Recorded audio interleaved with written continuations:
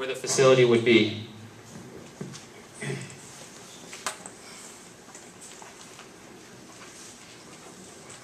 To give you a little bit more in-depth look at the facility, this is the front view of the 7 through 12 facility. Where the center arc is where you would enter the facility. As you'll notice, it's maroonish in color. It's a one-story building. Over on the right side, you'll see it's elevated a little bit. That's where the gymnasium and auditorium would be. When looking at the plans directly from above, you'll notice we have student and staff parking. We have enough parking for all students, all staff. We have sufficient parking if there's an event some evening in the auditorium or the gymnasium.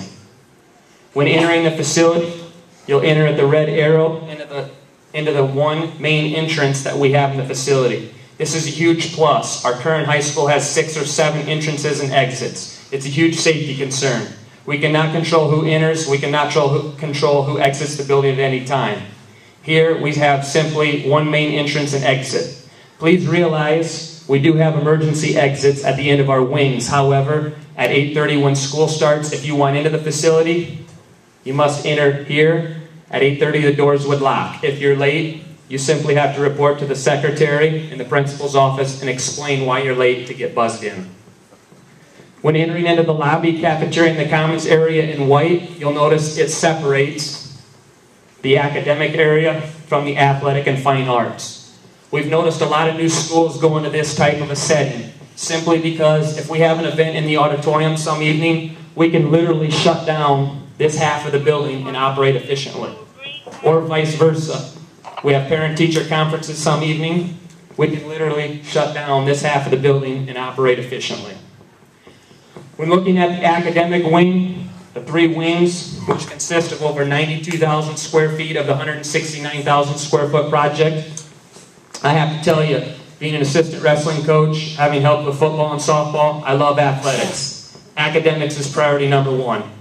If you can't make it on this side, you'll never get to see this side over here. The 3 wings, I number off as wings 1, 2, and 3. Wing 1 are the junior high classrooms, 7th and 8th grade classrooms, along with the boys and girls bathroom and lockers as you enter the wing. Our 3rd wing are the 9th through 12th grade classrooms, a boys and girls bathroom, and lockers as you enter the wing. Our 2nd wing, or our middle wing, is where the library, industrial technology, art, and family consumer science classes would be. Sounds good. You'll also notice in the 2nd wing, we have shared classrooms. We have some 8th graders that take freshman level classes. These are where these classes would take place in the 2nd or middle wing. We do have a service road that goes to and from the industrial technology class, simply to drop off wood, tool and die, mechanicals, or anything else needed for class. We've had some people ask us, is this going to be updated technology? Nothing's more frustrating than walking into our current facility, walking into a room and having wireless internet, walking into the room beside it and not having wireless internet. It's the 21st century. In order for us to keep up, we have to compete within our state, nationally, and internationally. Technology's taken over. This will have the most up-to-date technology, wireless internet, throughout the entire facility. You don't have to second guess and wonder if you're going to have the opportunity to have wireless internet or not. Along with that, we've had people ask us, do we have the opportunity, if we have an influx in students, an increase in enrollment, is it going to hold it? We have this facility designed for a slight increase in enrollment. However, we've also looked in, if we have a huge influx, we have the opportunity to expand in all areas. We can expand all 3 of our wings. We can expand the cafeteria and the commons area. The only 2 areas that we cannot expand are our auditorium and our gymnasium. As a team, we took a lot of time looking into this. We went to Southeast Polk, one of the biggest schools in the state. Their auditorium size is 850 seats. Our seats 700. They explained to us it's not a good idea to build a 1,500 seat auditorium when it's going to be at maximum capacity 3 or 4 times out of the year. Make the most of it. 700 seats. We feel we can have at maximum capacity on a weekly basis. However, we couldn't justify having 1,500 seats. Our gymnasium that seats 2,200 people is big enough for any type of increase in enrollment that we have. When looking at the right-hand side, or the athletic, fine arts side, directly inside the lobby are the weight room, cardio, wrestling, and fitness rooms. To the north of the weight room is our 2-bay gymnasium. What's a two-bay gymnasium? It gives us the opportunity to have 2 full basketball courts and have 2 practices at one time. We currently fight the issue of a 5:30 or 6 a.m. practices after school that sometimes run as late as 9 or 9:30 in the evening. We need to give children an opportunity to be with their families at home, not having to worry about getting up at 4:30 to be at practice.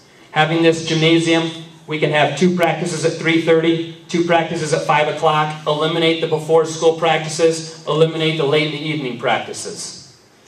The competition gym would run the opposite direction. We can pull out bleachers on all 4 sides and seat 2,200 people. Our current facility doesn't seat 1,000.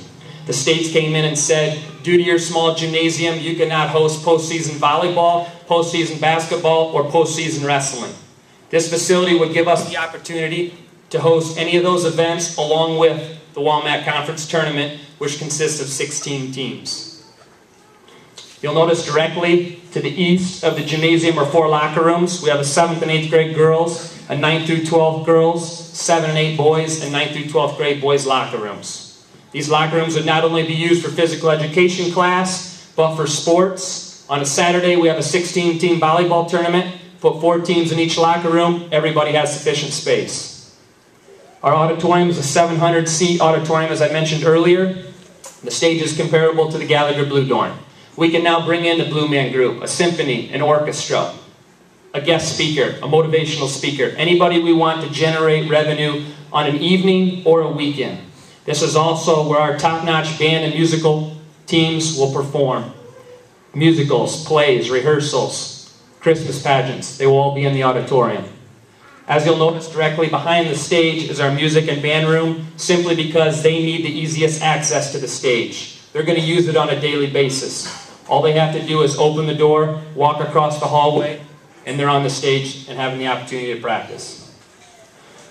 This entire area up here is serving, kitchen, mechanical, and receiving. This is where all the food is prepped.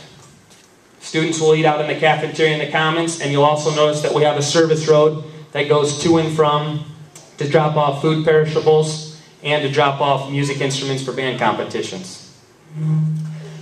A couple things that I would like to point out with this great feedback that we have received. As we have mentioned, we've made improvements throughout this plan the entire way. A couple improvements that we have made.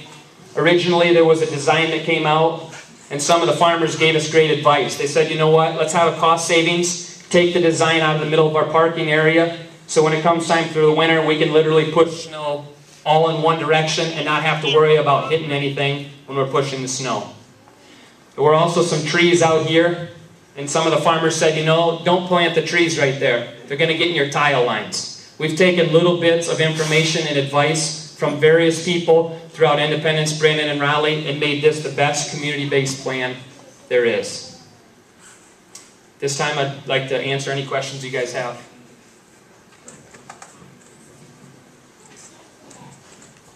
With moving it, did you take into consideration adding on, moving it closer to Iowa Avenue?